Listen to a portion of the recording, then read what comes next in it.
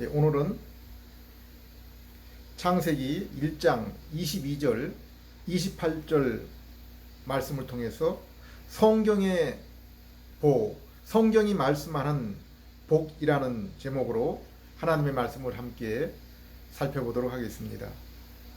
예수님은 사람이 떡으로만 살 것이 아니라고 말씀하셨습니다. 이 말씀은 인간 존재의 상태에 대해서 말씀해주고 있는 것입니다. 이것은 사람이 짐승처럼 비록 육신을 입은 존재이지만은 그 육체 이외에 짐승과 다른 무엇을 지니고 있음을 말씀해주고 있습니다. 그것은 영혼입니다. 곧 하나님을 닮은 모습입니다. 우리는 가끔 TV 다큐멘터리를 보면은 어릴 때 어려운 환경이나 형편으로 인해서 고아원이나 복지원에 맡겨져서 해외 입양된 사람들이 자신의 뿌리를 찾는 모습을 보게 됩니다. 그들이 좋은 양부모를 만나서 훌륭하게 성장했는데 왜 굳이 자신을 떠나보낸 부모와 혈육을 만나려고 그토록 애를 쓸까요? 이러한 모습을 보면은 사람은 육체적으로 현재 좋은 상태에 있다고 만족할 수 없는 그러한 존재인 것을 알 수 있습니다. 그러나 이렇게 인간이 자신의 정체성, 존재의 뿌리를 찾고자 하는 욕망은 입양 자녀들의 문제만은 아닙니다. 모든 인생 또한 이처럼 자신의 육체뿐 아니라 자신의 영혼이 어디에서 출발하였는지 그 영혼의 그 존재의 정체성, 뿌리를 알고자 갈망하고 있습니다. 그리고 이러한 영혼의 갈망은 언제까지 계속됩니까? 어거스틴의 말을 따르면 예수 그리스도를 만날 때까지입니다. 골로새 2장 3절에 예수 그리스도 안에는 지혜와 지식의 모든 보화가 감추어져 있느니라고 했습니다. 곧 예수 그리스도 안에 인생에 필요한 모든 지혜와 지식의 보화가 감추어져 있는 것입니다. 2절에서는 하나님의 비밀이, 하나님의 그 감추어진 비밀이 바로 그리스도라고 했습니다. 전도서를 보면은 사람은 육적일 뿐 아니라 영적인 존재이기 때문에 아무리 육적으로 모든 조건을 다 갖추어도 그것만으로는 결코 만족할 수 없는 존재임을 보여주고 있습니다. 그러므로 전도서 저자는 이 모든 인생에 대한 절망과 탄식 후에 이렇게 고백하고 있습니다. 전도서 12장 13절 일의 결국을 다 들었으니 하나님을 경외하고 그의 명령들을 지킬지어다. 이것이 모든 사람의 본분이니라. 14절 하나님은 모든 행위와 모든 은밀한 일을 선악간에 심판하시리라. 우리는 종종 TV 뉴스나 신문을 보면은 지도자나 국회의원들의 발언과 모습을 볼 때 그들이 상식에 전혀 맞지 않는 언행을 하는 것을 보고 의아하게 생각할 때가 있습니다. 분명히 나보다 많이 배우고 많은 추종자들을 얻은 인기와 영향력이 있는 사람인데 왜 생각이 여기까지뿐이 미치지 못하는 것인가 하는 생각이 듭니다. 원래 그가 가진 지식과 양심, 상식이 이것밖에 되지 않는지 아니면은 다른 정치적인 의도가 있는지 의심이 들 때가 있습니다. 그런데 우리가 성경을 읽어보면 이러한 원인에 대한 해답을 찾을 수가 있습니다. 하나님의 감추인 비밀인 그리스도, 곧 인생에게 필요한 모든 지혜와 지식의 보화이신 그리스도와의 만남을 통해서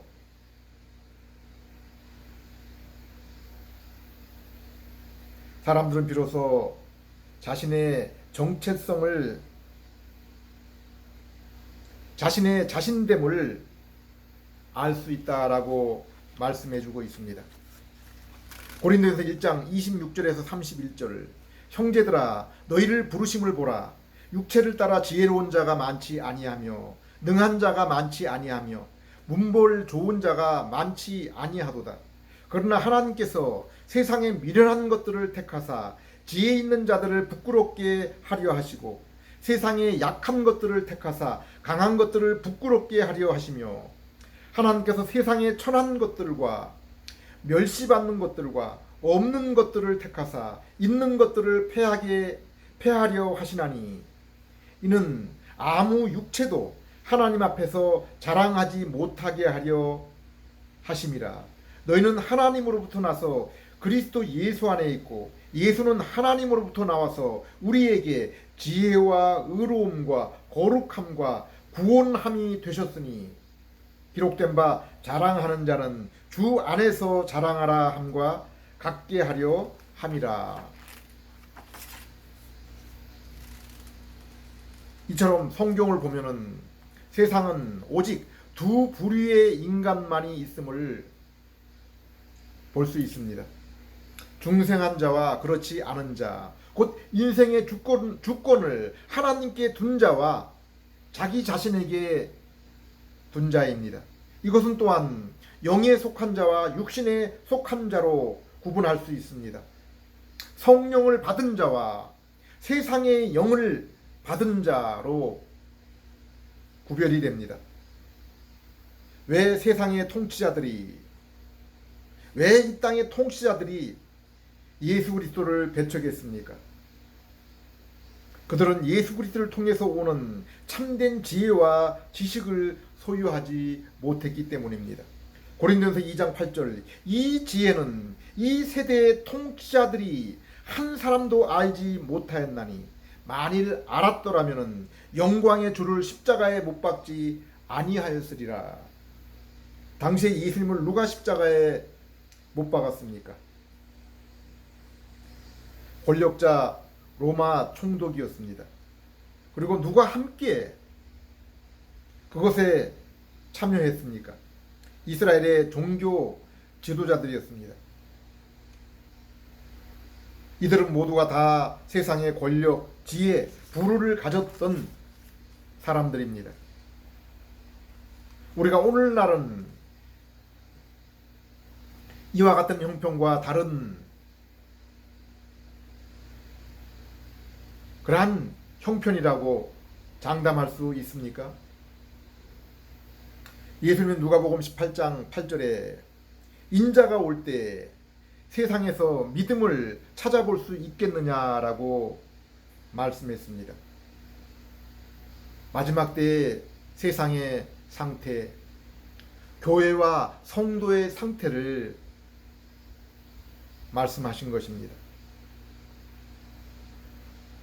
참된 믿음과 지혜를 지닌 자는 어떤 모습입니까? 에레미야서 9장 23절 24절, 여호와께서 이와 같이 말씀하시되 지혜로운 자는 그의 지혜를 자랑하지 말라. 용사는 그의 용명을 자랑하지 말라. 부자는 그의 부함을 자랑하지 말라. 자랑하는 자는 이곳으로 자랑할지니 곧 명철하여 나를 아는 것과 나 여호와는 사랑과 정의와 공의를 땅에 행하는 자인 줄 깨닫는 것이라. 나는 이 일을 기뻐하노라. 여호와의 말씀이니라. 우리 인생이 진정으로 자랑할 것이 무엇이라고 했습니까?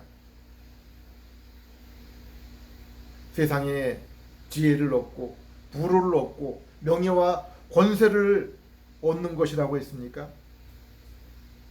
그렇지 않습니다. 우리가 하나님을 아는 것, 그리고 그 하나님이 사랑과 공평, 정직을 땅에 행하신다는 것을 깨닫는 것이라고 했습니다. 곧 하나님이 누구시고 그 하나님께서 어떤 일을 행하시는지를 아는 자, 아는 것, 깨닫는 것, 그것을 자랑하라고 했습니다. 왜 그렇습니까? 인생이 얻는 모든 것은 다 창조주 하나님으로부터 온 것이요 주어진 것이기 때문입니다. 이 세상에 은과 먹을 것, 입을 것이 어디에서 온 것입니까? 그리고 우리의 이 생명 또한 우리가 어떻게 지니게 된 것입니까? 누가 주신 것입니까? 그래서 성경은 이 세상에서 가장 어리석은 자가 있는데 누구라고 했습니까? 바로 하나님이 없다라고 하는 자라고 말씀했습니다. 짐승도 자신의 구유와 자신의 주인을 아는데 하물며 만물의 영장이라는 인간이 그 주인과 이 모든 것이 어디에서 온 줄을 모르고 자신이 스스로 만든 것, 자신이 스스로 세상의 주인다 생각하는 그 인생이 얼마나 어리석은 것이냐라고 한 것입니다. 그러므로 웨스트민스터 소요리 문답에서는 인생의 목적에 대해서 하나님을 영화롭게 하며 영원토록 그를 즐거워하는 것이라고 했습니다. 인생의 참된 즐거움은 우리에게 자신의 형상을 주신 하나님을 알고 그분을 찬양할 때 오는 것입니다. 그러므로 바울은 예수님을 만난 후에 이제 자신은 어떤 형편에 처하든지 그 모든 것에서 만족함을 얻는다고 했습니다. 항상 기뻐할 수 있는 마음을 소유했다고 했습니다. 그러므로 성도는 이제 항상 하나님을 항상 기뻐하며 감사하며 하나님께 찬양의 기도를 드려야 한다고 했습니다. 우리가 비록 어둡고 악한 세상에 살아가며 이 세상에 악한 마귀가 영향력을 행사하고 있지만은 세상과 인생의 실질적인 주관자는 바로 인자와 공의의 하나님이심을 아는 것이 얼마나 감사합니까? 그러나 오직 하나님께서 성령을 주신 자들만이 이것을 알 수 있습니다. 분별할 수 있는 것입니다. 고린도서 2장 12절 13절 우리가 세상의 영을 받지 아니하고 오직 하나님으로부터 온 영을 받았으니 이는 우리로 하여금 하나님께서 우리에게 은혜로 주신 것들을 알게 하려 하심이라. 우리가 이것을 말하거니와 사람의 지혜가 가르친 말로 아니하고 오직 성령께서 가르친 것으로 하니 영적인 일은 영적인 것으로 분별하느니라. 왜 성경 역사, 기독교 역사에서 가장 많은 하나님의 역사를 본 이스라엘이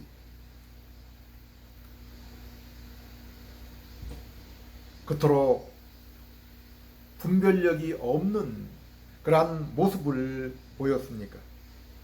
왜 예수님 당시에 구약 성경에 통달한 종교 지도자들이 예수님을 알아보지 못했습니까? 고린도후서 3장 16절을 보면은 저들이 오직 예수님께 돌아올 때 영적으로 가려져 있던 그 하나님의 비밀 수건이 벗겨진다고 했습니다. 또한 이렇게 예수 그리스도께 돌아와서 영적인 새로운 눈을 얻게 되는 것은 오직 인간의 힘과 지혜와 노력으로 되는 것이 아니라 오직 주님의 영 성령님을 통해서 이루어지는 것이라고 했습니다. 그리고 이렇게 영적인 눈을 뜬 자들은 이 땅에서 그들의 모습이 점점 더 예수님의 모습을 닮게 된다고 했습니다. 마태복음 5장 8절, 히브리서 12장 14절에 아무도 거룩함과 깨끗함이 없이는 주님의 영광을, 주님의 모습을 볼 수 없다고 했습니다. 요한일서 1장 7절에도 하나님이 빛 가운데 계신 것 같이 우리도 빛 가운데 행할 때 우리와 하나님이 사귐이 있게 된다고 했습니다. 죄로 인해 하나님과의 관계가 끊어지고 우리에게 있었던 하나님의 형상이 훼손된 현재 죄 가운데 있는 우리가 하나님의 영광, 그 얼굴을 보고 사귐을 가지기 위해서는 먼저 아담과 우리가 범한 그 죄의 용서가, 그 죄 문제가 해결이 되어야 됩니다. 그리고 하나님의 의, 곧 하나님과 바른 그 인격의 관계를 위해서는 율법의 완전한 순종을 성경은 요구하고 있습니다. 그리고 예수님은 우리에게 하나님과의 교제 회복을 위해서 이 땅에 오시고 율법을 순종하시고 이 땅에 오시고 율법을 순종하시고 십자가에서 우리의 죄를 감당하신 것입니다.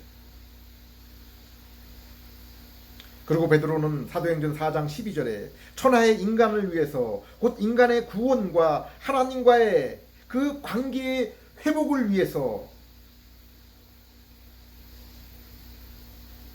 우리에게 필요한 것은 오직 예수 그리스도 한 분뿐이라고 했습니다. 그분 외에는 어떠한 인간도 이 일을 이루어 줄 수 없다고 했습니다. 성경의 첫 장을 펼쳐보면은 태초에 하나님이 천지를 창조하시니다로 시작이 됩니다. 이것은 우리에게 무엇을 나타내 줍니까? 세상의 주관자 그리고 인생의 주인이 누구신지를 보여주고 있는 것입니다. 오직 하나님만이 세상을 주관하고 나머지 모든 것은 그분이 만드신 피조물임을 알려주고 있습니다. 또한 1장 22절에 하나님이 만드신 피조물에게 복을 주셔서 생육하고 번성하고 바다와 땅에 충만하라고 했습니다. 생육, 번성, 그리고 충만. 곧 여기에서 하나님께서 피조물에게 주신 복은 바로 생명과 충만입니다. 피조물이 생명을 얻고 땅 가운데 충만하게 되는 것이 피조물을 향한 하나님의 복입니다. 언젠가 어느 천문학자가 우주는 지금 점점 더 팽창하고 별들의 숫자가 증가하고 있다고 주장하는 것을 들은 적이 있습니다.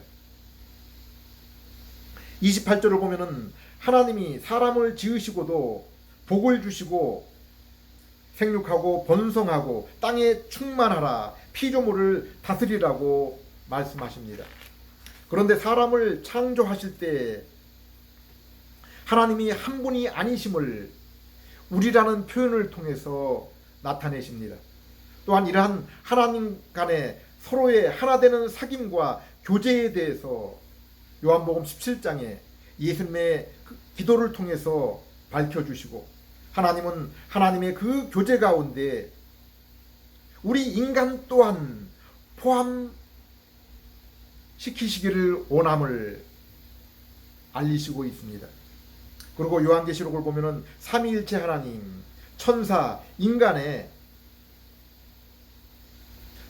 인간의 하나님을 향한 그 예배와 또 교제의 모습이 생생하게 나타나고 있습니다. 우리는 창세기 1장 22절 28절에 나타난 하나님이 피조물과 인간에게 주신 복에는 차이가 있음을 알 수 있습니다. 하나님은 피조물에게 생명을 주시고 번성케 하십니다. 그러나 인간에게 있어서 하나님이 주시는 복은 하나님과 우리의 인격적인 관계에 있음을 우리는 성경 전체를 통해서 발견할 수 있습니다. 그것은 에레미야서 31장 33절에 말씀하는 것처럼 나는 그들의 하나님이 되고 그들은 내 백성이 될 것이라는 것입니다.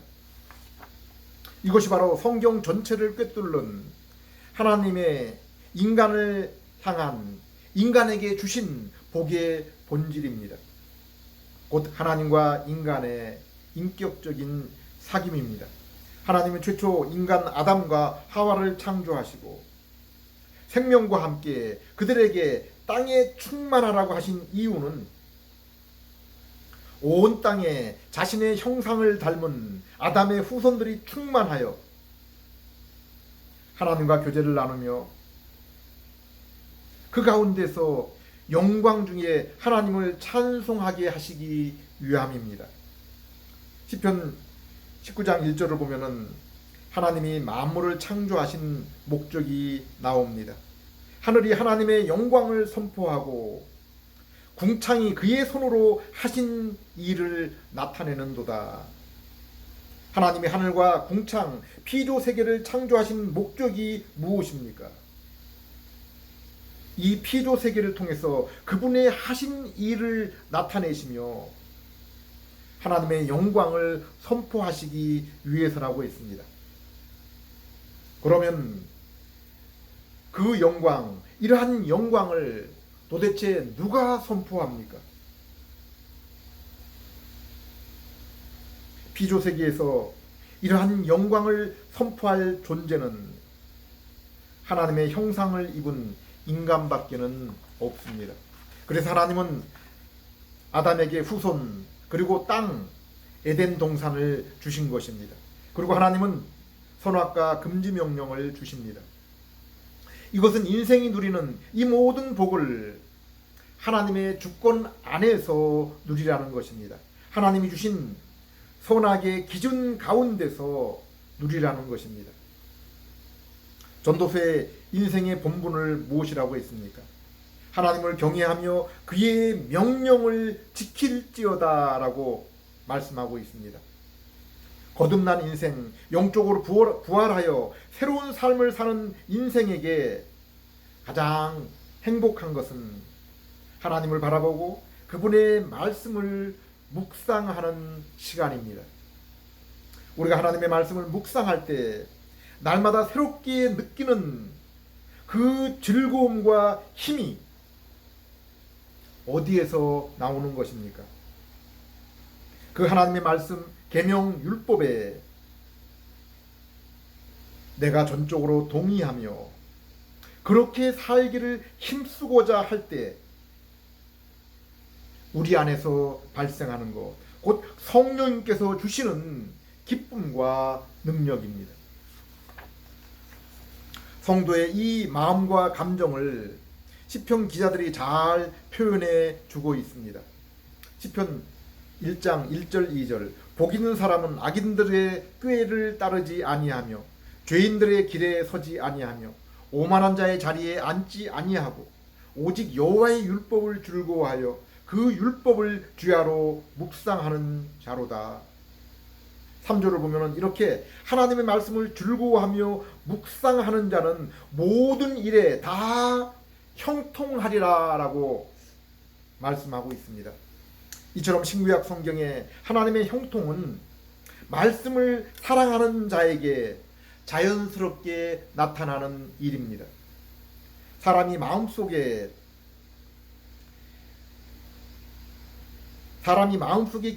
기대하는 것을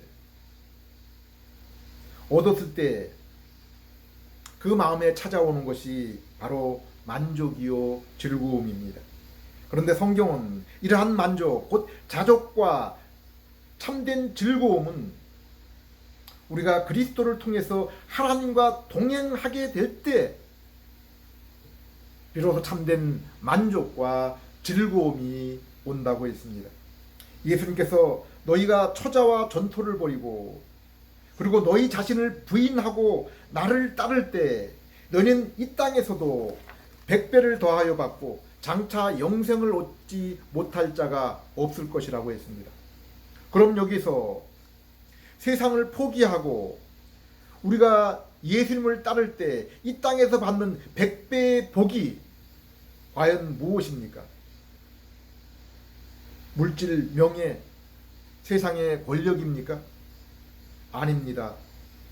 우리 주님과 교제와 교통을 통해서 오는 심령의 이러한 만족과 즐거움입니다. 물론 이 복 가운데는 물질적인 요소가 있다는 것을 부인할 수 없습니다. 그러나 예수님은 마태복음 7장에서 공중의 새들과 들의 들풀도 하나님께서 이렇게 먹이시고 입히시는데 천부께서 하늘에 계신 우리 아버지께서 그 사랑하는 자녀들에게 육신에 필요한 것들을 채워주시지 않으시겠냐고 말씀하고 있습니다. 우리는 이 세상에서 영원히 없어지지 않는 것과 잠시 있다가 썩어져 없어질, 사라질 것이 무엇인지를 알고 있습니다. 하나님은 그 사랑하는 자녀에게 참된 복, 곧 하나님과의 친교를 더욱 풍성히 하는데 물질이 도움이 되면 주실 것이고 그것이 그 자녀에게 방해가 될 때는 거리를 두게 하실 것입니다. 고린도전서 15장 49절을 보면은 하나님이 아담과 우리를 자신과 교제하도록 하기 위해서 자신의 형상으로 창조하시고 세상과 피조물을 주신 이유는 우리가 단지 그 창조 당시에 그 아담의 상태, 에덴 동산에 있었던 그 아담의 상태에 머물게 하심이 아님을 알 수 있습니다. 45절에서 49절을 보면은 우리를 아담의 상태가 아니라 그 원죄 이전에 그 에덴 동산에 있었던 아담의 그 상태가 아니라 하나님께서 우리를 창조하신 목적은 그 궁극적인 목적은 바로 예수님과 같은 그러한 상태와 모습이 되게 하기 위해서 아담과 우리를 창조하신 것을 우리는 이 말씀을 통해서 알 수 있습니다. 아담은 비록 하나님의 형상을 입었지만은 고린도전서 15장 45절에서 49절까지의 말씀을 보면은 아담은 하나님의 형상을 입었지만은 여전히 땅에 속한 자라고 했습니다. 그러나 마지막 아담에게 믿음으로 연합한 우리는 하늘에 속한 자요, 이제 하늘에 속한 자요, 장차 하늘에 속한 그리스도의 형상을 입을 것이라고 했습니다.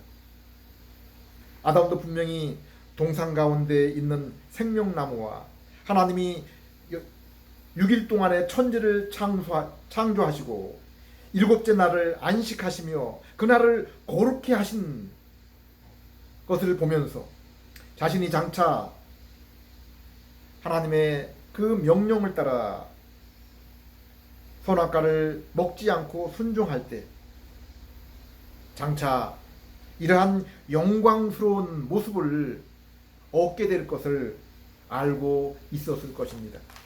그런데 아담은 이 명령을 지키지 못했습니다. 우리는 아담이 진실로 하나님을 경외하였으면 그 명령도 지킬 수 있었을 것임을 알 수 있습니다. 우리는 아담의 이러한 모습을 출애굽한 이스라엘에서 다시 한번 발견할 수 있습니다. 하나님은 400년 동안 애굽에 종살이하던 그들의 탄식 소리를 듣고 아브라함과 이삭, 야곱과의 언약을 따라서 그들을 애굽에서 구원해내시고 이 죄악된 세상 가운데서 하나님을 만나는 제사장 백성, 거룩한 백성으로 구별하셨습니다. 그리고 그들에게 시내산에서 요구한 것이 에덴 동산에서 아담에게 요구하신 것처럼 율법을 주시고 그 율법을 지키라는 명령이었습니다. 이 율법을 받아 이스라엘에게 전한 모세는 신명기 10장 13절에 하나님이 너희에게 율법을 주신 이유를 이렇게 말씀하고 있습니다. 내가 오늘 내 행복을 위해서 내게 명하는 여호와의 명령과 규례를 지킬 것이 아니냐. 십계명을 보십시오. 율법으로 대표되는 십계명을 보십시오. 이방인을 섬기지 말고 여호와 하나님, 곧 스스로 계신 하나님, 우리에게 언약을 주시고 이행하시는 창조주, 섭리의 주 하나님을 바르게 섬기라. 부모와 연장자를 공경하라. 살인치 말라. 간음치 말라. 도적하지 말라. 도적질하지 말라. 거짓 증거하지 말라. 내 이웃의 아내와 그 재물을 탐내지 말라.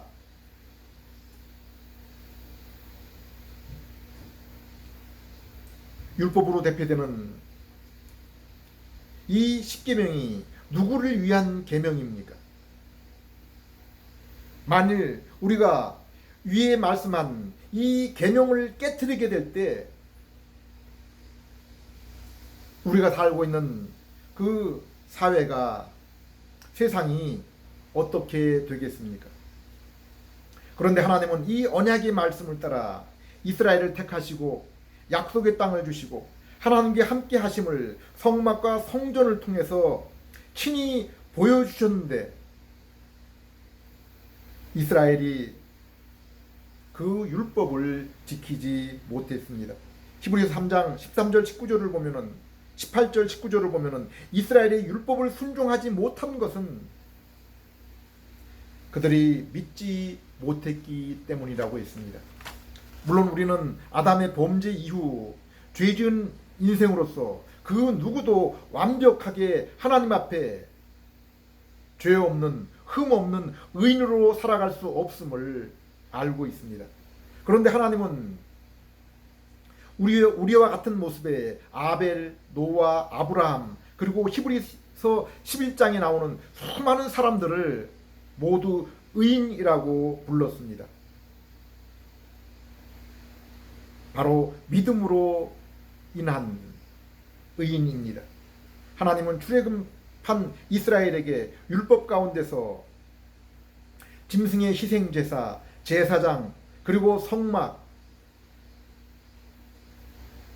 여러 그리스도에 관한 모형을 주셨습니다. 하나님의 백성일지라도, 비록 구원을 얻은 하나님의 백성일지라도 범죄할 경우에 자신의 죄를 대신 짐승에게 전가하고 하나님과 거룩한 영적인 관계를 회복하고 하나님의 백성과의 하나님과의 그 백성들 간의 교제 또한 회복할 길을 이러한 그리스도를 가리키는 모형을 통해서 우리에게 보여주신 것입니다. 그러므로 바울은 이방인은 육체의 할례를 받지 않은 자들이요, 유대인들은 비록 육체의 할례는 받았지만은 심령은 할례 받지 못한 자들이라고 했습니다. 무슨 말씀입니까? 신약뿐 아니라 구약의 성도들도 중생, 곧 마음의 할례를 받은 사람들, 곧 하나님의 언약의 말씀을 받아들여 구속함을 입은 백성들은 시편 1편의 말씀처럼 율법을 기쁨으로 순종하는 자들이 된다는 것입니다. 그들이 비록 율법을 온전히 지키지 못하고 날마다 죄를 지을지라도 날마다 우리 죄를 대신 지은 어린 양, 그 예수 그리스도를 가리키는 어린 양에게 나아가 어린 양을 통해서 죄 씻음을 받고 더욱 주님의 형상으로 변화되어 우리 하나님 앞에, 우리 주님께 가까이 나아갈 수가 있게 되는 것입니다. 시편 128편 1절 2절 주님을 경외하며 주님의 명령을 따라 사는 사람은 그 어느 누구나 복을 받는다. 내 손으로 일한 만큼 내가 먹으니 이것이 복이요 은혜이다.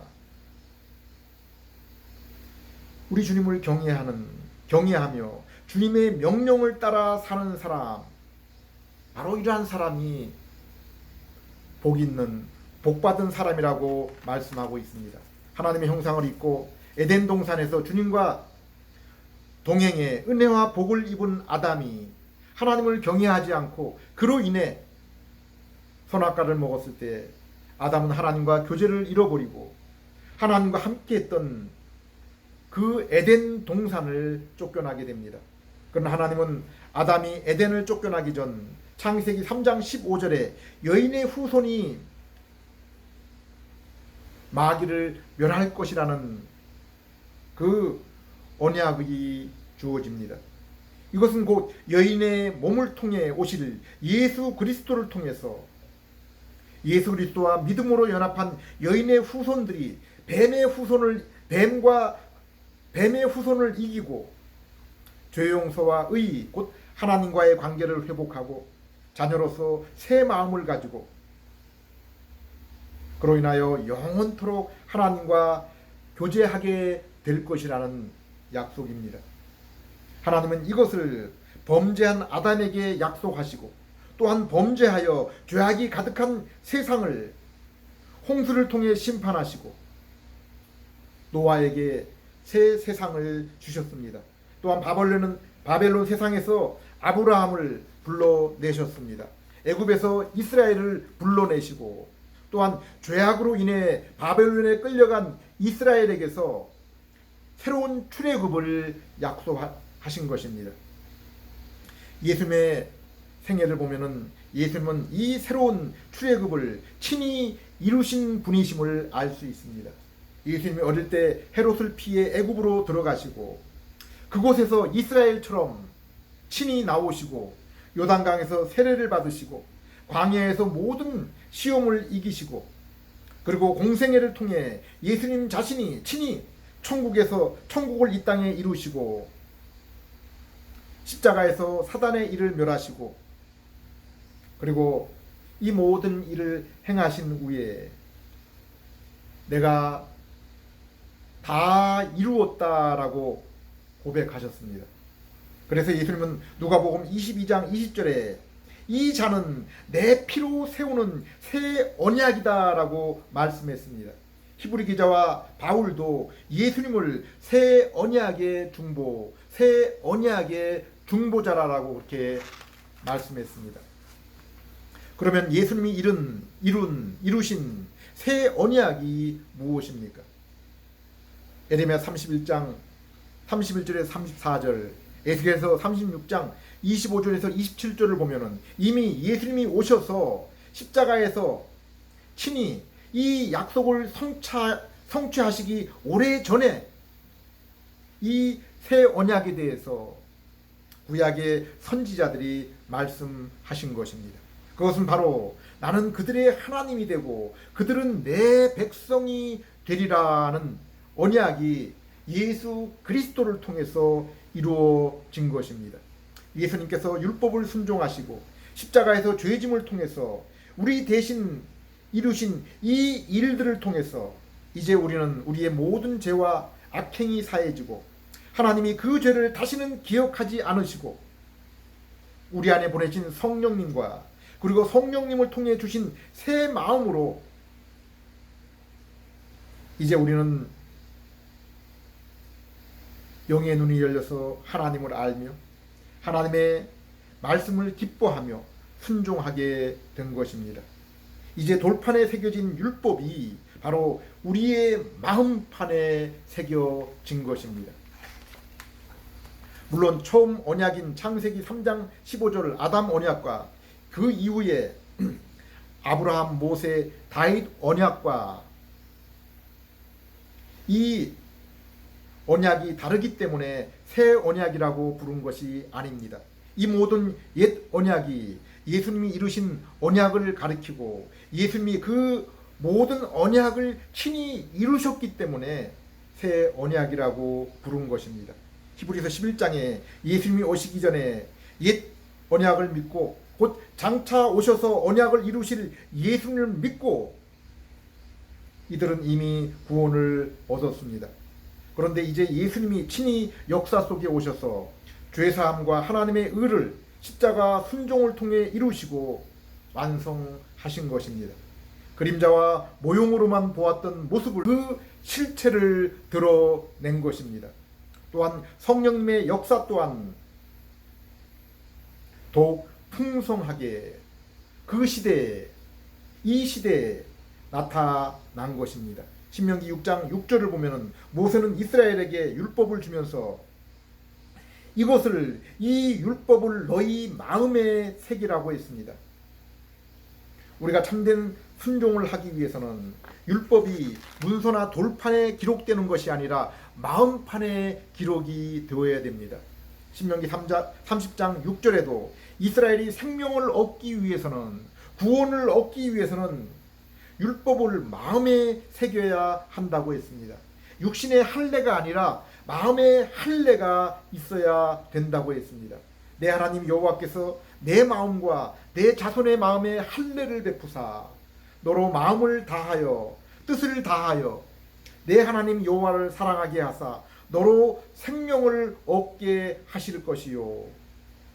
사도 요한도 요한일서에서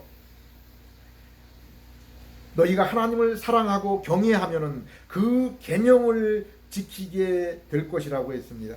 하나님은 죄악된 세상에서 노아, 아브라함, 이스라엘을 구원하여 제사장과 거룩한 백성으로 구별하여 세웠습니다. 그리하여 새 민족, 새 땅 복을 주시고 너로 인하여 모든 민족이 복을 얻을 것이라고 했습니다. 우리가 잘 아는 것처럼 나라를 구성하는 3대 요소가 있는데 바로 사람, 영토, 주권입니다. 하나님 나라도 마찬가지입니다. 사람, 영토, 여기에 주권, 곧 하나님의 복이 무엇입니까? 바로 하나님의 임재, 다스림입니다. 하나님 나라는 사람이 다스리는 것이 아니라 하나님이 다스리는 나라입니다. 성경이 말씀하는 최종 궁극의 복은 하나님이 우리의 하나님, 우리는 그분의 백성이 되는 이러한 주권적 관계를 말씀하고 있습니다. 지난주에도 말씀을 드렸지만 성경은 우리에게 두 가지 일을 밝혀주고 있습니다. 첫째는 하나님이 우리를 위해서 하신 일입니다. 이것은 은혜입니다. 성경 중에 있는 말씀으로 우리는 직설법이라고 이것을 부릅니다. 또한 이 하나님의 하신 일, 언약을 통해 베푸신 은혜를 얻은 자들이 곧 믿음으로 이 은혜를 얻은 하나님의 백성들이 해야 될 일입니다. 이것을 명령법이라고 합니다. 계명과 율법의 순종, 곧 거룩과 사랑의 삶을 살아야 하는 것입니다. 이 시간도 하나님이 이 언약의 말씀을 통해 드러내시고 베푸신 은혜를 새 언약의 중보자 되시며 자신의 살과 피로 이루신 이 새 언약을 이루신 예수 그리스도를 믿음으로 그 마음의 중생 곧 할례를 받아 새 생명 곧 영혼의 부활과 새 마음을 입어서 예수님의 모습을 닮아 거룩한 사랑의 삶을 살아가길 기도하며 힘쓰는 여러분에게 우리 하나님과의 교제와 교통이 믿음 가운데서 더욱 충만하여지기를 기도드립니다. 기도하겠습니다. 하나님 아버지, 비록 육신의 몸을 입고 살아가지만 하나님의 형상을 입은 저희들, 하나님을 알고 하나님을 만나지 않고는 결코 만족할 수 없는 그러한 저희들임을 고백드립니다. 비록 죄로 인해 하나님을 잃어버리고 성전을 잃어버린 저희들이지만 예수 그리스도를 통해서 회복시켜 주시고 또 완성케 해주실 것을 믿고 감사를 드립니다. 이 시간도 복음을 듣는 저희를 긍휼히 여겨주시고 이 말씀을 들을 때 성령님, 저희가 영혼의 할례를 받아 중생과 새 마음을 얻게 해주시고 기꺼이 거룩하라 하는 하나님의 말씀에 순종하며 이로 인해 주님과의 교통을 맛보며 더욱더 참된 복, 더욱 풍성한 주님과의 교통을 소망하는 저희들 될 수 있게 해 주시옵소서. 예수님 이름으로 기도드립니다.